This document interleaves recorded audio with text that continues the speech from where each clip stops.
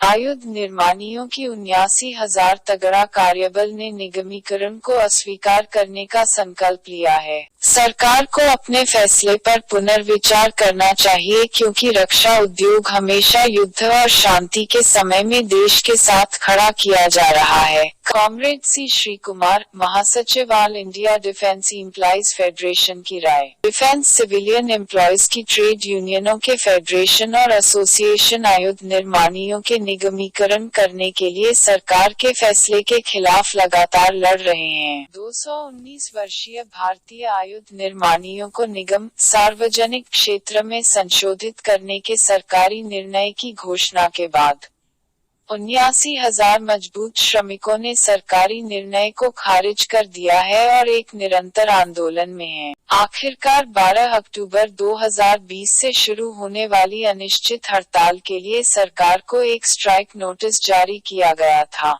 मुख्य श्रम आयुक्त केंद्रीय के हस्तक्षेप के बाद 9 अक्टूबर 2020 पर एक समझौता किया गया था और तदनुसार अनिश्चितकालीन हड़ताल को टाल दिया गया। एक ओर सरकार फेडरेशन के साथ बातचीत कर रही है और दूसरी तरफ निर्माणियों को निगम में बदलने के अपने फैसले के साथ आगे आगे चल रही है। आज के मंत्रियों के अधिकारित समूह ईजीओएम में शामिल रक्षा मंत्री राजनाथ सिंह, गृह मंत्री अमित शाह, वित्त मंत्री निर्मला सीतारमण, कानून मंत्री रविशंकर प्रसाद, श्रम मंत्री संतोष गंगवार और डीओपीटी मंत्री डॉक्टर जितेंद्र सिंह आयुध निर्माणियों के निगमीकरण के तौर तरीकों के बारे में चर्चा करने के लिए बैठक कर रहे हैं। फेडरेशनों ने आयुध निर्माणियों के निगमीकरण के खिलाफ आयुध निर्माणियों के 79,000 से अधिक कर्मचारियों द्वारा प्रतिज्ञा लेने वाले दिन का अवलोकन करने का निर्णय लिया है। प्रारंभ में 3 मान्यता प्राप्त फेडरेशन AIDF,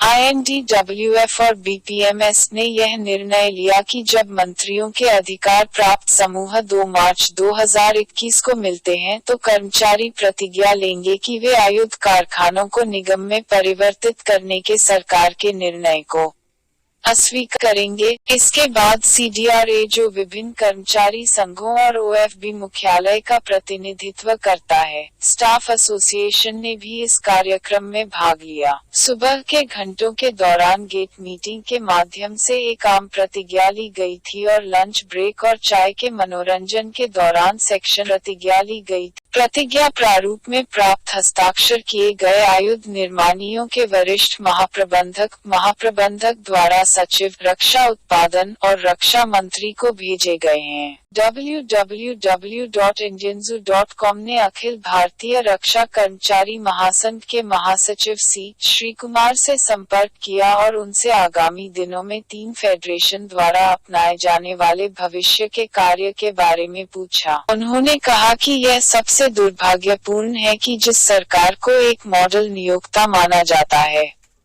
वह पिछले सभी समझौतों और आश्वासनों का उल्लंघन कर रही है और मुख्य श्रम आयुक्त केंद्रीय के पास पहुंची सुलह समझौते का भी उल्लंघन कर रही है, जबकि कर्मचारी और उनके ट्राइबल यूनियन है अनिश्चितकालीन हड़ताल का सम्मान करते हुए सुलह समझौते का सम्मान करना, जो सरकार निगम के निर्णय पर आगे नहीं बढ़ने के लिए बाध्य है।